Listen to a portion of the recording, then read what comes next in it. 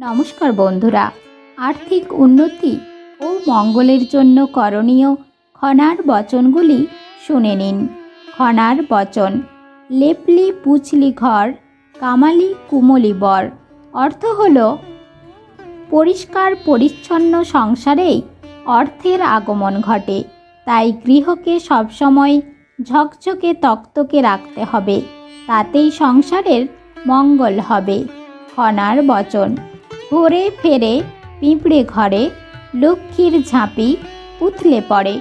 অর্থ হল চৈত্র মাসে যদি বাড়িতে পিঁপড়ে ঘুরে বেড়ায়, সেটি গৃহস্থের পক্ষে খুবই শুভ বলে মনে করা হয় এবং অর্থের আগমন ঘটে। খনার বচন: মনকে রেখো দানে ধ্যানে, করি হবে দ্বিগুণে। অর্থ হল যে গৃহস্থের দান ধ্যানে মন থাকে, তার কখনো কোনো রকম অভাব হয় না। সেজন্য প্রত্যেক গৃহস্থের দান ধ্যান করার মন রাখতে হবে। খনার বচন: চৈত্রে যদি পেঁচা আসে, বিশেষ শুভ তোমার কাছে। অর্থ হল চৈত্র মাসে যদি বাড়িতে পেঁচা এসে বসে বা বাড়িতে ঘুরতে দেখা যায়, তাহলে গৃহস্থের প্রভূত মঙ্গল হয়। খনার বচন: লক্ষ্মী নারায়ণ করি খেলেন, করি পাওয়া শুভ লক্ষণ। অর্থ হল করি পাওয়া, করি বাড়িতে রাখা খুবই মঙ্গলজনক, কারণ করি কমলা ও কমলাপতির অর্থাৎ লক্ষ্মী নারায়ণের খুবই প্রিয় জিনিস। খনার বচন: পাখি যদি করে বাসা, লক্ষ্মী তবে পড়বে বাধা। অর্থ হল চৈত্র মাসে যদি পাখি বাড়িতে বাসা করে, তবে গৃহের পক্ষে তা খুবই মঙ্গলজনক। সুখ স্বাচ্ছন্দ্য, অর্থের কোনো অভাব ঘটে না।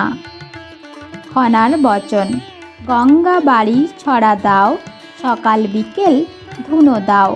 অর্থ হল গঙ্গা বাড়ি অর্থাৎ ঘরে গঙ্গা জল ছিটিয়ে সকাল বিকাল ধূপ ধুনো দিতে হয়, এর ফলে অশুভ শক্তির বিনাশ ঘটে।